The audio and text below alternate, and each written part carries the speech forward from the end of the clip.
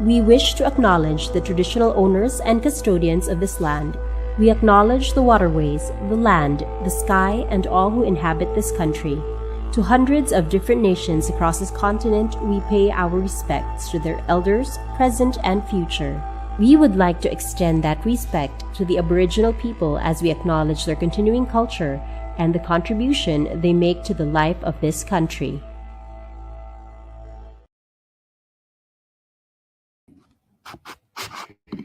Hello, ladies and gentlemen, and a warm and green afternoon to everyone. And welcome to the biggest advocacy-driven beauty pageant in the country. This is Miss Earth Australia 2023. I'm Robyn Russell, and I'm your current Miss Fire Australia and your host for today. First, I would like to thank our sponsor for this afternoon, Megaworld International and Tang Media Production, for bringing in the second batch of our national finalists to discuss their advocacies about the environment. And of course, Megaworld International is headed by Ms. Liz Angeles, the first Vice President for Asia and Pacific 3. Thank you so very much. Also, to all our viewers who are watching us live in our official Miss Earth Australia Facebook and YouTube page, I want to thank you wherever you are for watching us right now. Don't forget, you can comment, you can ask our ladies questions and leave your reactions. We will have them live through the video. Today's topic for our second batch of national finalists is overlogging. For those of you who don't really know what overlogging is or would like a little refresh, overlogging is a form of overexploitation caused by legal or illegal logging activities that lead to unsustainable or irrevocable deforestation and permanent habitat destruction for forest wildlife. I know for myself, this wasn't really a topic that was covered in school, and it's one of those topics that kind of gets missed here and there. But without further ado, today isn't about me, it's about our second batch of national finalists for Miss Earth Australia. So I'm going to introduce them one by one, and we're going to start with Kritika Sharma. Hi everyone, this is Kritika Sharma. I'm 23 years old, representing Victoria. My environmental advocacy is to create awareness regarding the critical issues that threatens the very heart of our ecological balance, overfishing. And I have come up with 3 P's to do that: public awareness, promote sustainable fishing, and also preserve fish stocks. Thank you. Thank you, Kritika. Now I would like to introduce Pooja. Good afternoon. My name is Pooja Nagaria. I'm 27 years old and I'm representing the beautiful ACT. My advocacy is awareness, so this includes self-awareness and environmental awareness. I believe these two are the most crucial pillars to have a more sustainable future. Thank you. Thank you, Pooja. Our next finalist is Sonia. Ooh, sorry, hon, you have muted. Hello, hi, my name is Sonia Cardos. I'm from New South Wales, and my advocacy is promoting environmental sustainability and championing for ethnic minorities, and also promoting a greener, brighter, and more efficiently bright future for all. Thank you. Thank you, Sonia. Next up, we have Patricia. Hello everyone, I'm Patricia Sheeran. I'm 21 years old and I'm from the coastal city of Newcastle, New South Wales. My advocacy is for food waste management and how to prevent perfectly fine food and how to prevent it from going into waste. Thank you very much.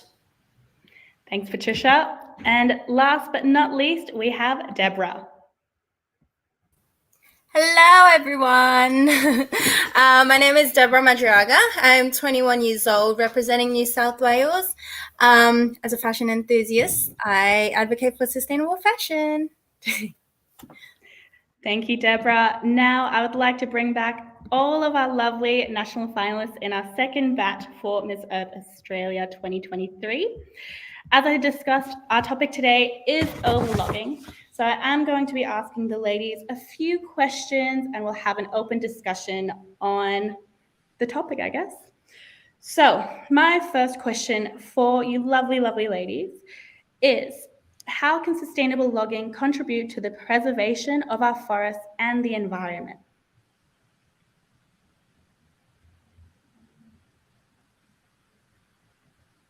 Okay.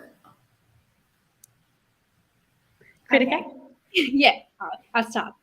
So I just want to say first, like logging, what's logging mean is to harvest the trees, to cut down the trees, to harvest the timber to various places.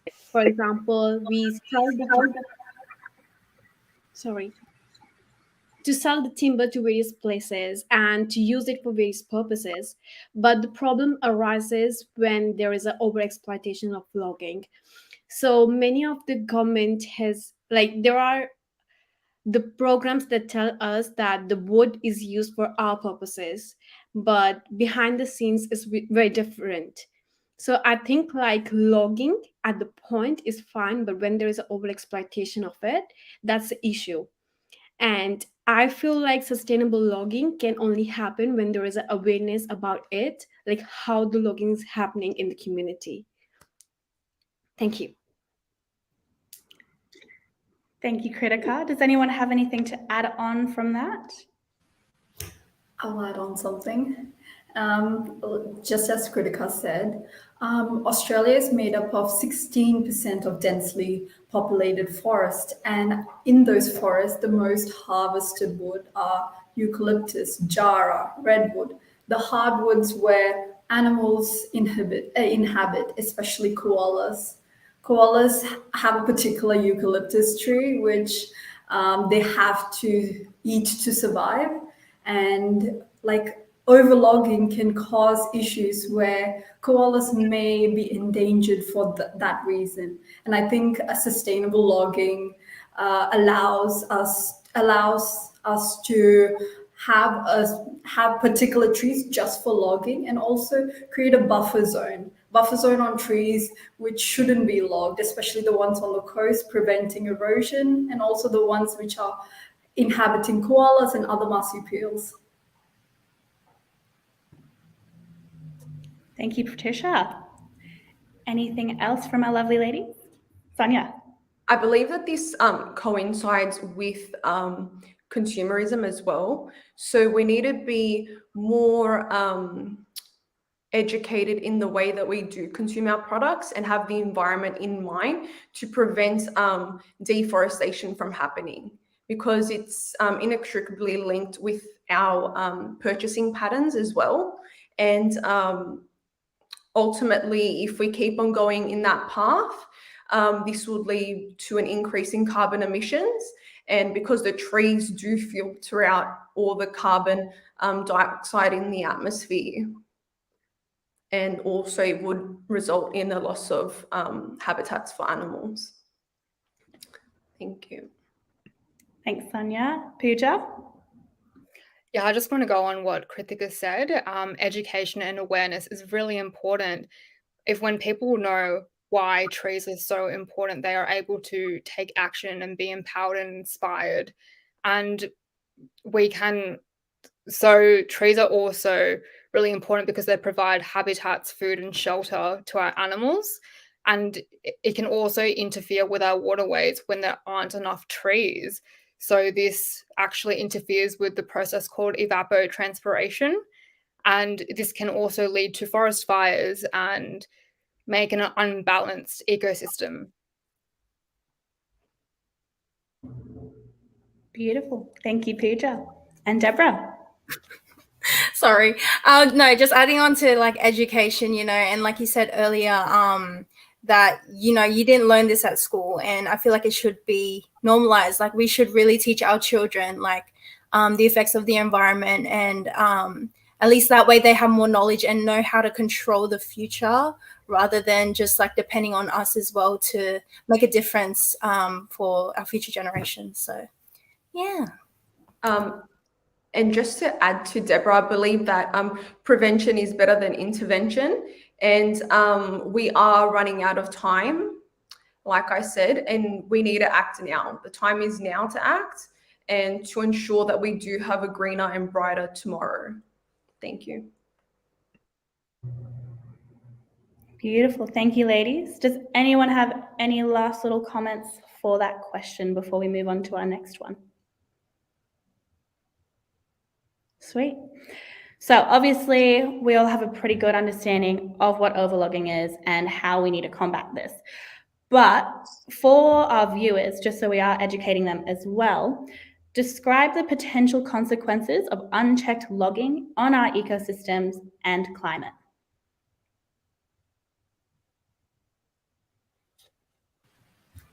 I'll go. So overlogging can cause extinction or a endangerment of the native species of Australia. There are plenty of aquatic species which could go endangered due to the fact that they rely on trees on the edge of the riverine to survive for food and habitat. Also the marsupials in the forests, and also birds such as owls, which rely on trees. And with overlogging, it can cause endangerment or even worse, extinction of these species.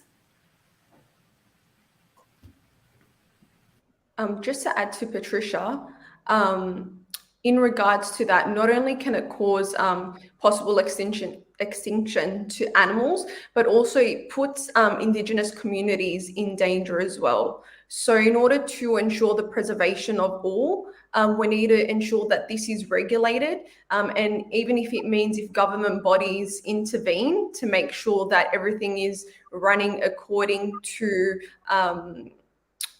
how it's meant to run, then I believe that that's a perfect way to regulate things and to bring a sense of normality to logging.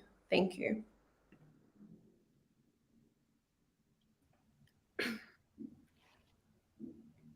Kritika? Yeah. So I just want to add to Sonia and Patricia for sure. I just want to say why there are unchecked activities. What's the reason behind it? Because there are policies, there are procedures that government is coming up with would help us to know the difference, know the information behind it, know the knowledge about it. So why there is unchecked activities going on? For example, Sonia was talking about the government policies.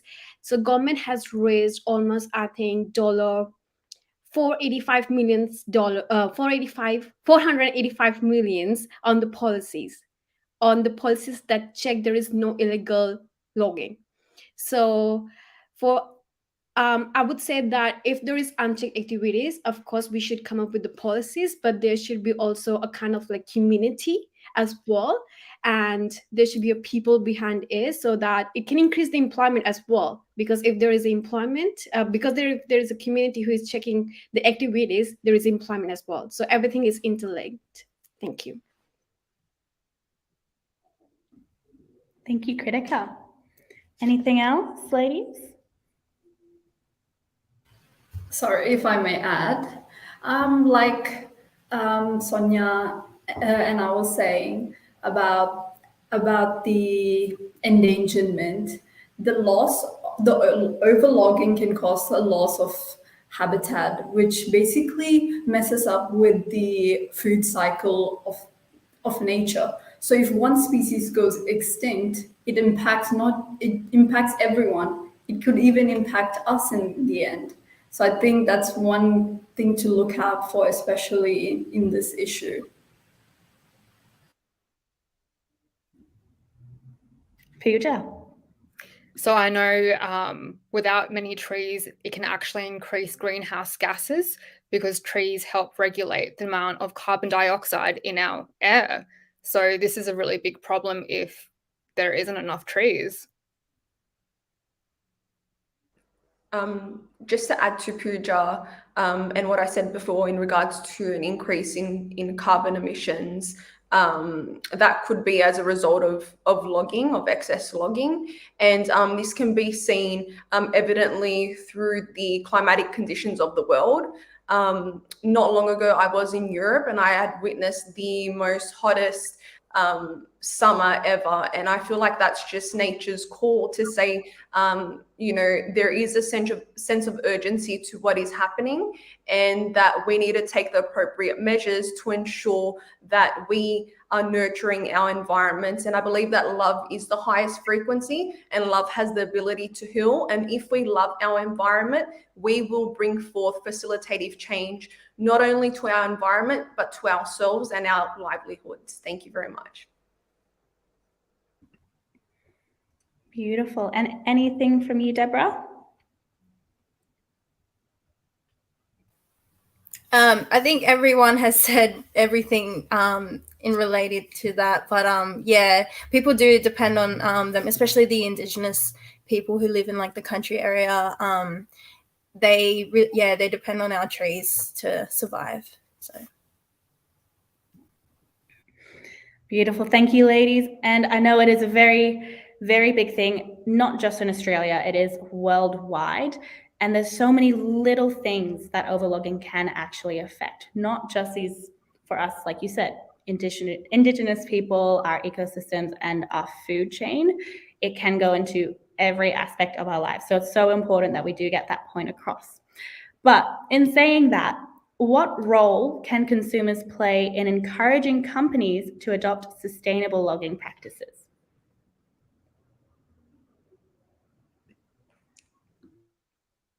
I believe that the way that consumers can play a part in ensuring sustainable practices in terms of logging is opting for goods that are manufactured with ethical practices.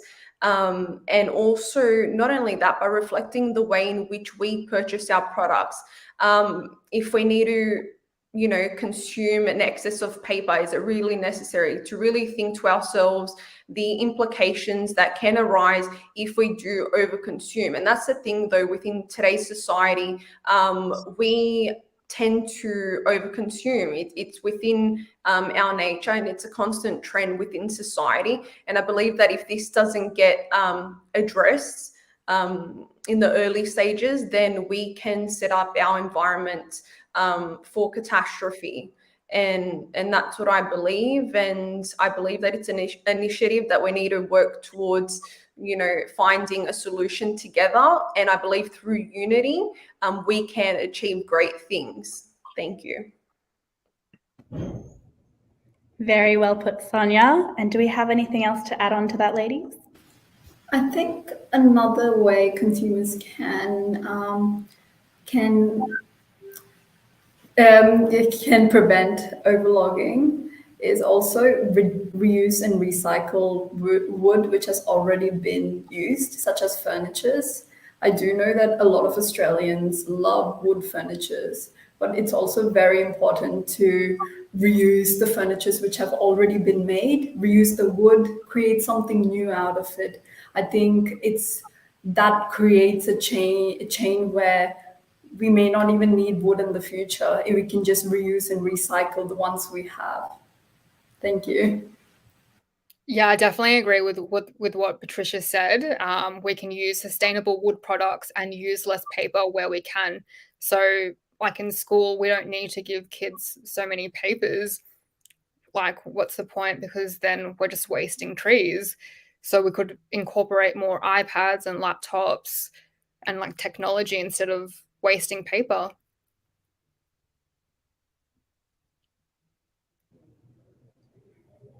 Thank you, Pooja. Thank you, ladies. And anything else, Deborah and Kritika? Yeah, I just want to add to Patricia for we just have to see where the most of the woods are being used. For example, we see that most of the woods are used for making houses. So can we use bricks instead of woods? So that can be an option as well. And of course, we have to recycle and reuse the papers as well. So I think we consumer holds the power to influence the market. And by choosing sustainable choices, we can, of course, have an impact on the society as well. So we just have to work as individual nations and communities to come up with more sustainable choices. Thank you. Thank you, Kritika. And Deborah? We're all good. Beautiful. Now, I do love those points that you're all saying. For myself, I do work in a business where we go through quite a bit of paper, and recycling is very important for that. but always writing my notes on my iPad rather than using paper constantly, that's a small thing you can use. And the simple fact is, the less we buy products and we convert to sustainable products instead, the less these companies have to produce, and they will naturally go to the more sustainable option.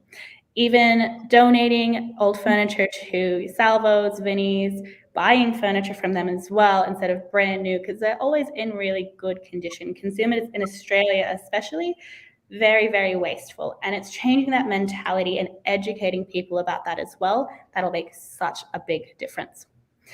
So moving on to our next one, kind of goes hand in hand with the last question. But what measures should be in place to hold companies accountable for their logging practices?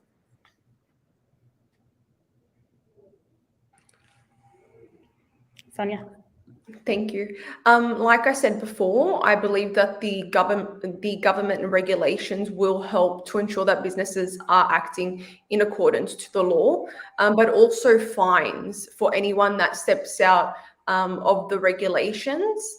I believe that they should be penalized in a way to discourage that behavior and those practices from happening. Thank you. Thank you, Sonia. If I may add to Sonia, I think another way of punishments for people who are doing this is to re-educate them on overlogging, sustainability. I think some may have done it without the lack of knowledge that they're doing this. I think educating them and raising awareness on this issue allows them not to do this again if they do come into a situation where they do have to do this. Thank you, Patricia. Anyone else? Kritika. Yeah, I think education and awareness is very important, but educating them like how different organization has always benefited from the sustainable activities is more important. For example, going to the communities and going to, I would say, the organization who are already working with it and collaborating with them and telling that to the different businesses, like how they have benefited from it. And of course, the government's like subsidies, for example, telling them about that and how they can benefit from it. So I think education and awareness about the benefits is more important. Yeah. Sonia. Yeah, just to add, I do believe that, like I said, prevention and education is far more important in the initial stages to prevent further onset of logging destruction. Yeah, thank you. I agree with what Sonia said initially, that stronger policies and regulations should be in place in our bills. When there are stronger policies in place, people are more likely to abide by them. Thank you. And anything else? Any final notes on this question? Beautiful. So obviously with this kind of thing, if you're looking at smaller local businesses that are using wood products, a lot of the time there's a lot more research that does go into the products they're using and making sure they are ethical and sustainable. If we look more towards them and aim to purchase from them in kind of intervening with the consumer habits, you'll be naturally supporting them. Again, less demand for the non-sustainable brands, which is a really easy switch to make. Don't have to do as much research because not everyone has as much time to do in-depth research on individual companies, but little things like that can really, really help. And I guess from that as well, in your view, how can Australia lead by example in promoting sustainable forestry practices?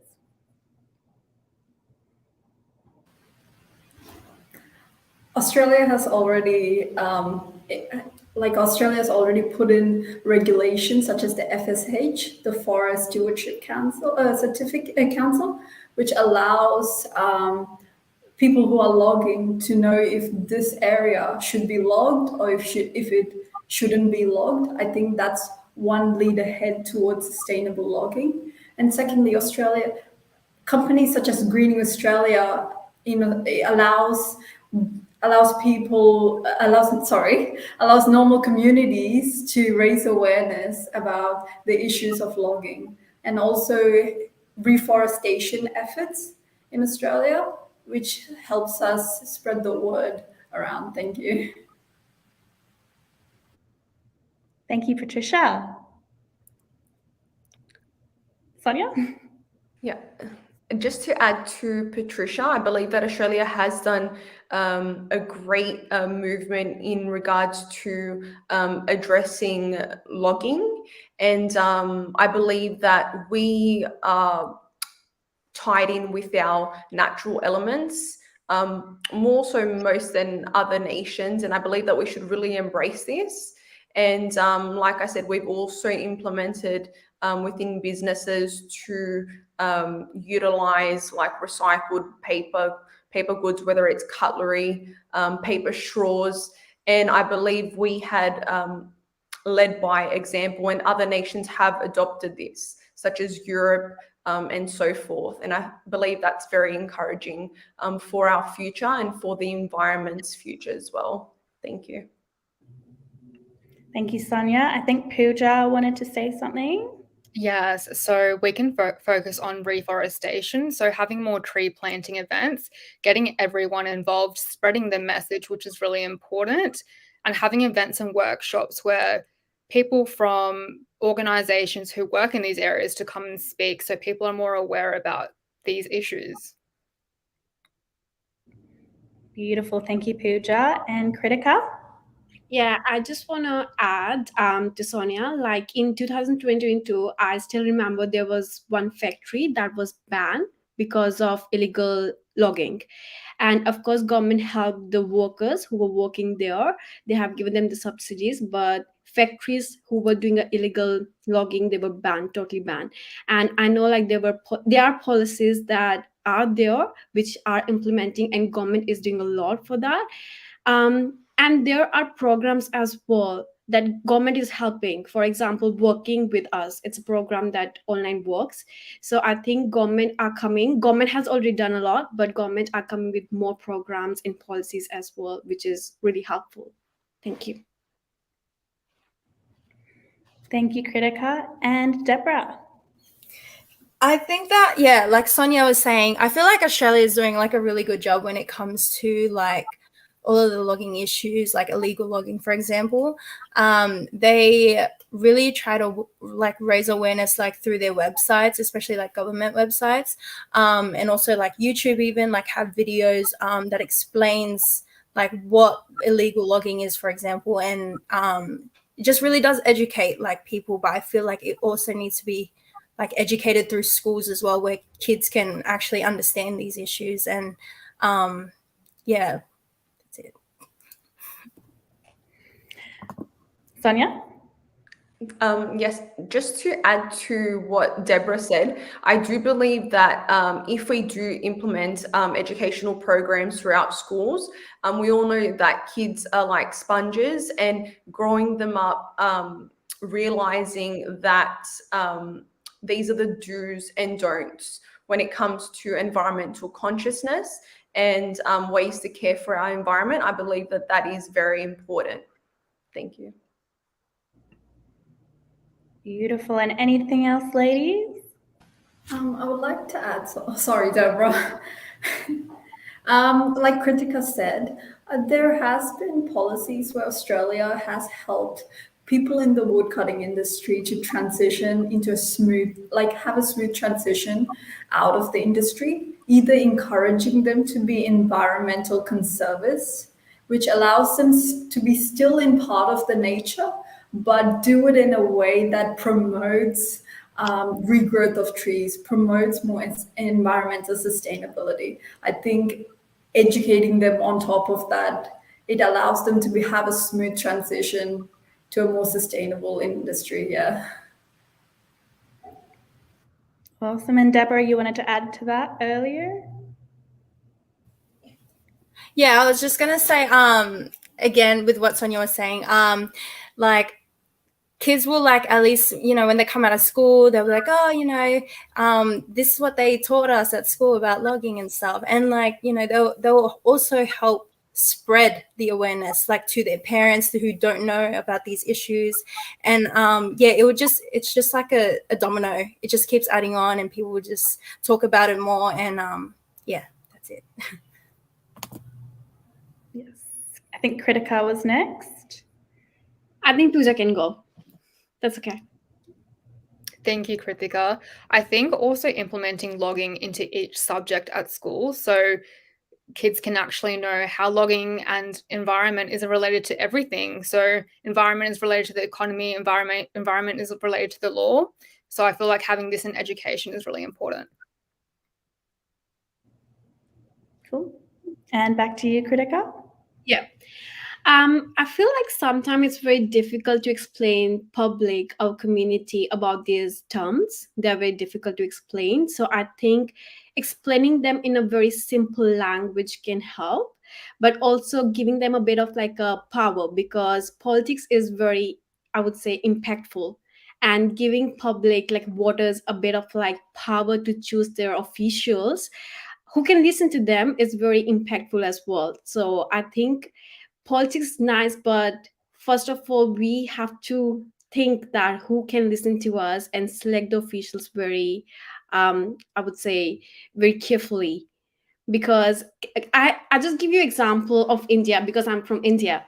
So I'm from acting background, and one of the actor, which is Amir Khan, if Pooja would have known about it. So he has come up with a plan that was with the help of the government. So it helps to raise 560 liters of the water through that activities. So for example, if one of us can raise awareness with the help of the government as well, that would be a very impactful. Thank you. Beautiful. Thank you so much, ladies. Now, I would like to quickly say to all our amazing viewers who are watching us live, feel free if you do have some of your own questions that you do want to add in or find out some information about, pop them in the comments. We can have them up on the screen and we can discuss with our amazing contestants as well. But as we are talking about overlogging, it is very timely that our principal sponsor for this afternoon, Megaworld International, have done activities that preserves the environment and create awareness with regards to overlogging. Our current Miss Earth Australia, Sheridan Mortlock, was able to visit the Philippines last year and see the amazing developments in Boracay with their green initiatives. One of them was tree planting. I know some of the amazing contestants this year have been doing some tree planting already with Greening Australia as well. And maybe one of you lucky ladies will be the one to see this green community. But instead of the Philippines this year, our winner will be going to Vietnam as Miss Earth Australia. Now, back to our questions. My next question for all of you kind of goes a little bit more into this year's theme, which is Me Loves Trees. But how does logging impact the habitat and survival of wildlife in forested areas? This doesn't just have to be Australia, this can be worldwide. Sonia. So the way that logging affects the habitat of animals is that it does destroy them, and animals that are left without a habitat, they're not able to self-sustain themselves, and then that could lead to an extinction of a species. So I believe that it's very important that we address the issue of logging to ensure the preservation of all, and to ensure that not only our ecosystem is flourishing, but also to ensure that we don't get into any future damages. Thank you very much. Thank you, Sonia. Does anyone have anything to add?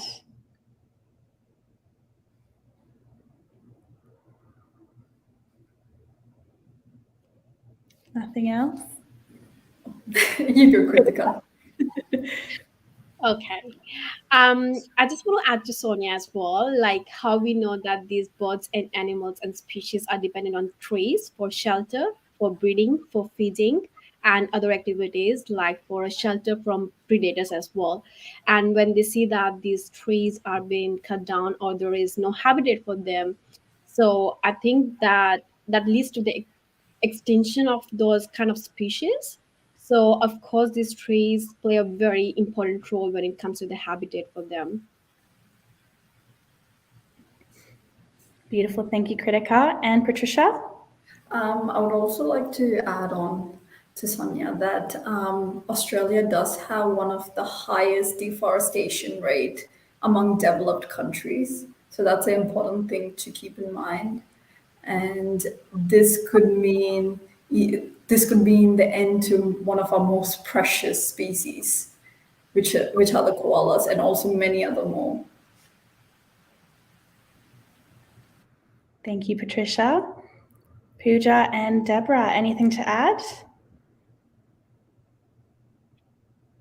I agree with what Sonia said, that without these trees, a lot of animals can go extinct because that is their home. And without the trees, they won't be able to survive.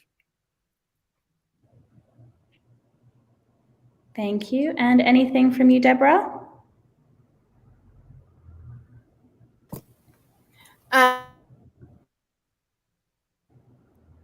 Ooh, let's just go on mute again, Deborah. Hello. There you go. Yeah, no, it really does cause extinction, and it's like really sad because animals do depend on our trees for survival, and yeah, we are just causing deforestation by overlogging, and yeah, it's really sad. Awesome. Thank you, ladies. Now, this one is a little bit of a curveball for you, but I want you to share your perspective on the ethical considerations surrounding logging in old growth forests. Again, this doesn't have to just be Australia, this can be worldwide.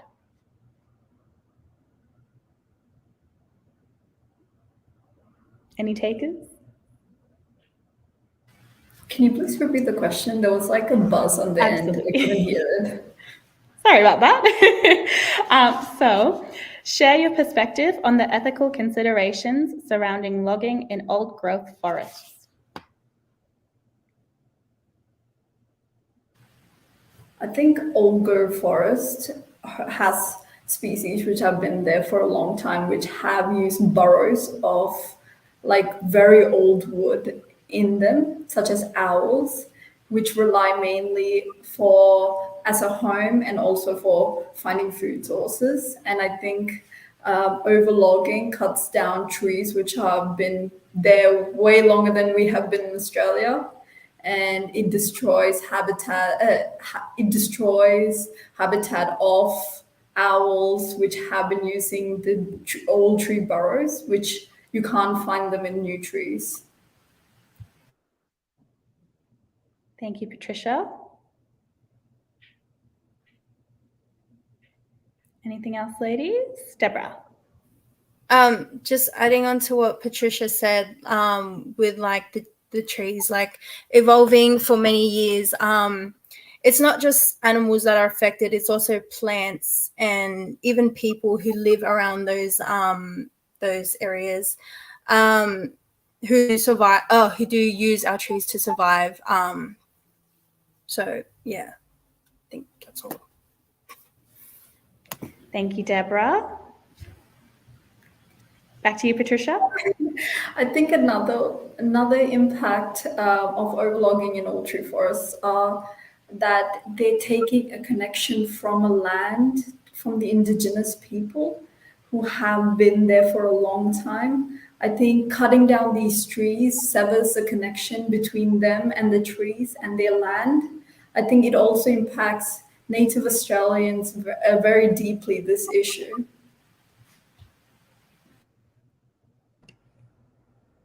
Sonia. Definitely, to add to Patricia, I believe that we need to be respectful of everyone's homes, and some Indigenous cultures and individuals do live within areas that are surrounded by forests.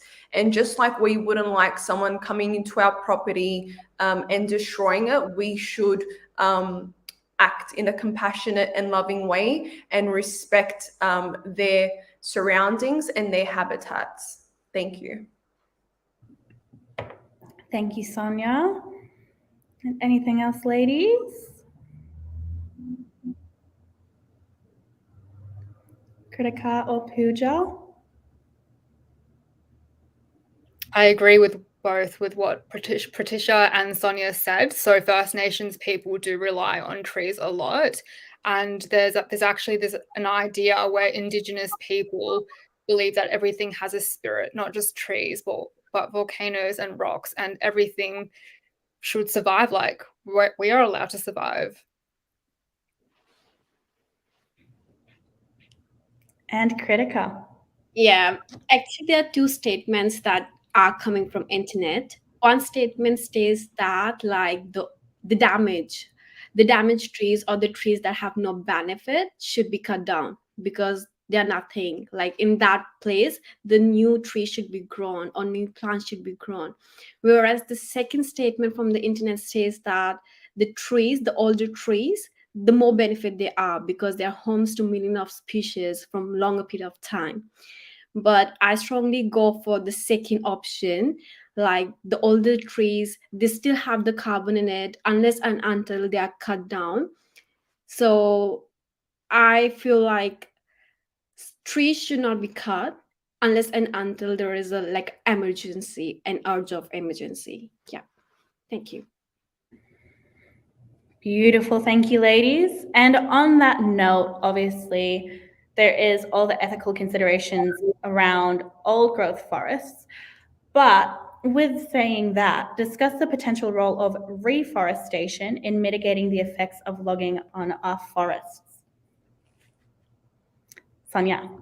So by implementing reforestation programs, we can ensure that the logging situation is better taken care of and that we are growing at a steady rate in accordance to our logging practices. So they could governments could imply certain measures where for every tree that is logged, there needs to be a certain amount of trees replanted. And I believe that this will help in the sufficiency and flourishment of our environment and bring forth positive change. Thank you.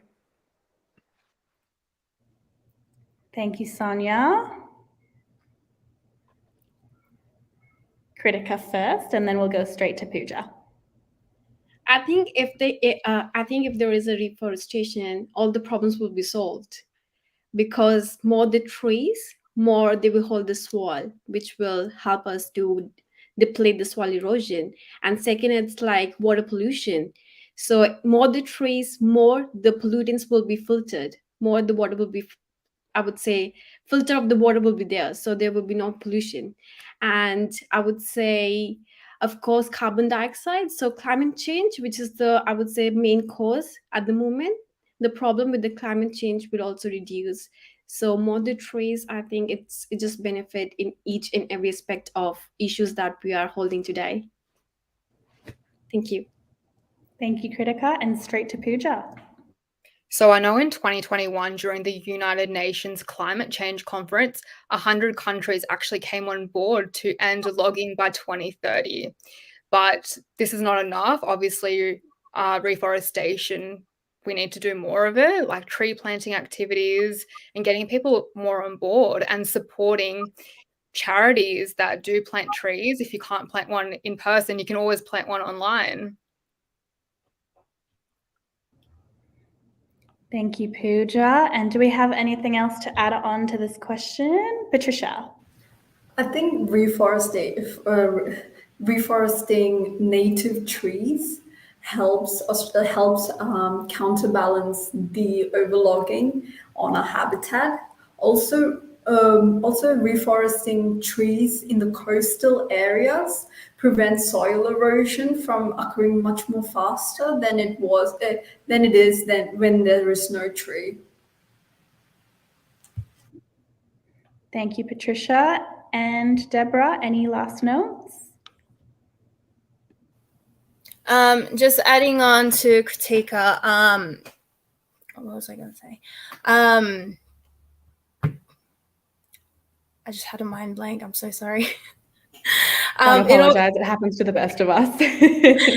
No, yeah, I feel like if we have if we do plant more trees, it really does make a big difference. But also, it should start with deforestation. We should stop cutting down the trees that we don't need, and just leave the native ones that are there, like that help our animals and our plants survive. And because we rely on our trees for oxygen, and it's really important that people are aware of this and that are educated to know that without these trees we wouldn't be alive right now. So yeah, always starts with education. Absolutely. Education is definitely the basis of this, especially in schools nowadays. But in saying that, how would we implement this education to the younger generation who are our future? How would we get into our schools, into those systems, and let them know how important reforestation is to stop our deforestation? Sonia? I believe by the implementation of educational programs, we can achieve this. Also through social media as well, because given that the younger majority of the population, and like everyone in the population, they do tend to be on social media quite often. And since they are quite socially active on social media, we should utilize this to our benefit to bring forth facilitative change. And I believe that we need to brainstorm and see how the individuals that we are trying to get on board, how they think, get into their behaviors and try and target them in the best way possible. Thank you. Thank you, Sonia. I think Patricia was up next. Yes, I would like to add to Sonia. I think education from a very young age is very important. I personally remember my kindergarten involved of more trees than books. It's about sitting around the trees, getting to know them, getting to know how to not only how to prevent them from being lost, but also how to look after them for the future. I think instilling the idea from a very, very young age not only teaches the future generation, but also it teaches the parents of the future generation on what to do and how to do it. Pooja. So I think having fun, interactive activities such as tree planting events can really show how kids can take action in real life.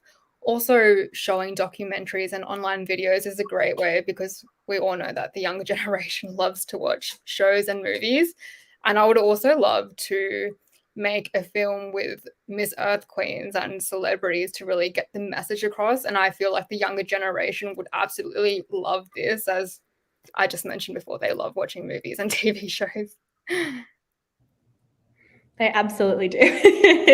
Kritika, I think you were up next. Yeah. So firstly, I think, of course, more campaigns should be there. And secondly, of course, environmental issues should be in their curriculum. And education about that should be in their curriculum as well. And educational tours are very important, like maybe taking them to zoos or maybe taking them to parks, so that we can give them education. The motive should be that. And I think I completely agree with Pooja. My passion for oceans was increased after watching a documentary, Seaspiracy. So I think it's in Netflix, and I think you all should watch. It's really beautiful documentary. So I think Netflix is a kind of like a platform where people are like, yeah, sitting down and chill. So why not education and chill on Netflix? So I completely agree with Pooja. Yeah, thank you. And Deborah. Just to add on to what Pooja said, oh my gosh, I had it again. Mind blank.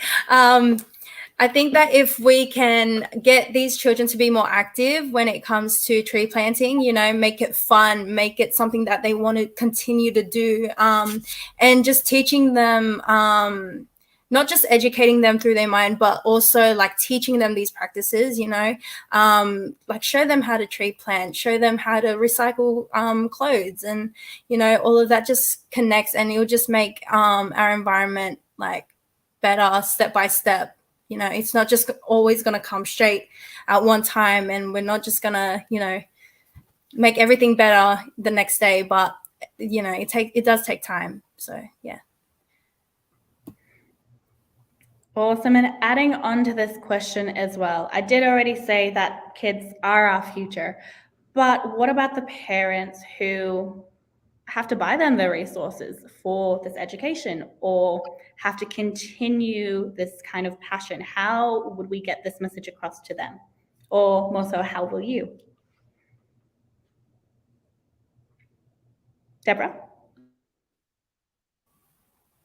If they can see that the children are really like eager to do this, I feel like they would, you know, want to make it something for, I mean, they would probably want to make it more like common. So like if they see that their children's like going tree planting all the time and they love it, you know, at least the parents can get involved. And especially because they have to be there for their safety. So they'll see that their children love it. And then, you know, they'll be like, hey, I want to join, you know. I think it does connect when it comes to the children and their parents. So, yeah. Thank you, Deborah. Sonia? I believe that the government can utilize giving out vouchers to children to encourage them to take part in environmental activities. And I believe that as a parent, you want your child to be happy. And if you see that their happiness comes from taking part in environmental activities, you are going to take your child to take part in that activity. And I believe that sometimes children need to lead the way. And I believe that if we work at it through those means, I believe that we can influence the older generation to believe in the future of the environment. Thank you. Thank you, Sonia. Patricia?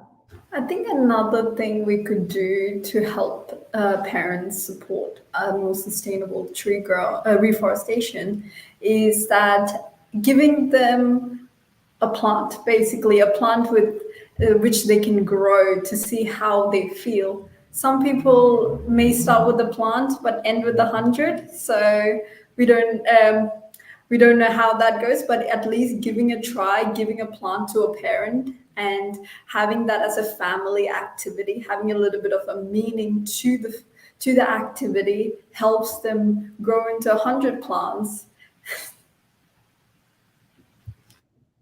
Yeah, back to Sonia. And I believe that we are planting the seeds of tomorrow. And that's why I believe that we should push this movement, because if you care about your child's future, you will want them to live and grow in an environment that is full of love and that is constantly flourishing. Thank you. Pooja? Going on with what Patricia said, to have events, so maybe we could have like a parent and child event where they come and plant a tree together, and that would, I think, really motivate the parent as well to participate in reforestation. And we could also make it a little bit challenging by having recognition, incentives and awards. I feel like this would even motivate people even more.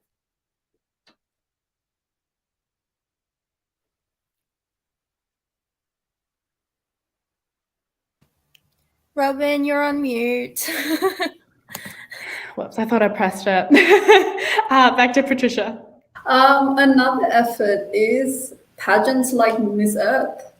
Miss Earth Australia promotes a lot of people to come see what's happening, and from that they get the initiative to plant more trees. I've had so many people from the time I've joined ask me, what's this organization about? How can I do to help it? I think all of us girls have been a major impact into reforesting and influencing adults. I think this effort itself is a major stakeholder, but expanding this will help us prevent deforestation in the future. Beautiful point. Sonia, and then we'll go to Kritika. Definitely, I agree with Patricia. There is strength in numbers, and I believe that if we all unite towards a common cause in regards to the environment, we can bring forth great change and ensure that these issues are addressed. Thank you.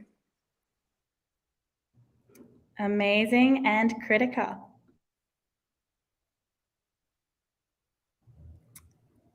You're on mute, Kritika. Sorry for that. I think using social platforms is really important because I feel like today everyone is on social platform, and by just one click, information is gone just very fastly to each and every person. So of course, social platform. And another, I feel like providing communities subsidies, like for example, if they use sustainable options, they can save more tax or tax returns, something like that, so that they are motivated to use sustainable options. Beautiful. And we are, Sonia.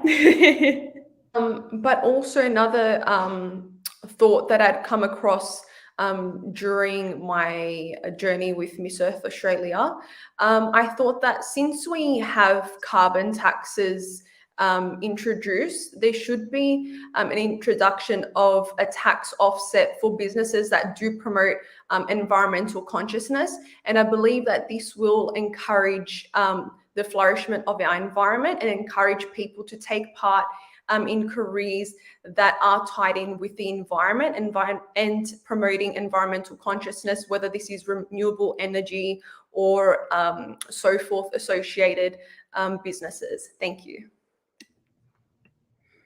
Awesome. All amazing points and great ways to get parents involved as well. So now we are very close to ending our live stream. Again, thank you everyone who has been watching along. But for each of our amazing contestants, your final little brief wrap up, if you could convey one message to the public about responsible logging, what would it be?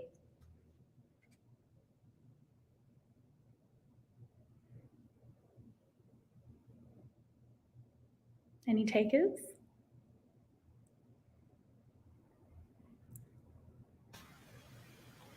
For me, I think it would be, let's throw the out of sight, out of mind mentality out, and let's do it now so we can see a difference in the future. You may not see it now, but you'll see it in the future for sure.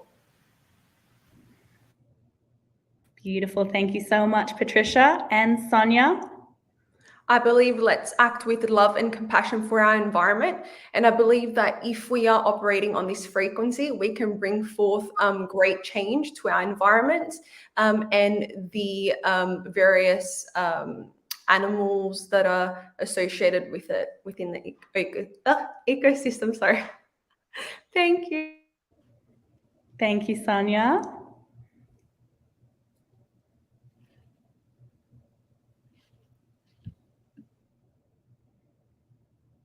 Deborah, Pooja, or Kritika? Kritika? Yeah. There is a quote that says like, no one can do everything, but everyone can do something. So I think like we have to start from today, and you can do a small amount of everything. Yes, small amount of, I would say, initiative every day to have a sustainable environment. And of course, it starts from us. So every day is a small step towards sustainable environment. Thank you. Thank you, Kritika. Deborah? I think I would say it's going to be the same as Sonia's. Do it out of love.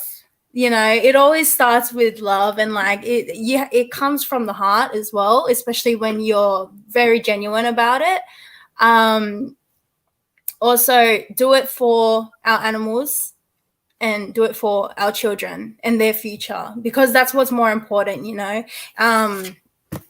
We need to start now in order for our children to see a greener future. So, yeah. Beautiful. Thank you, Deborah. And Pooja?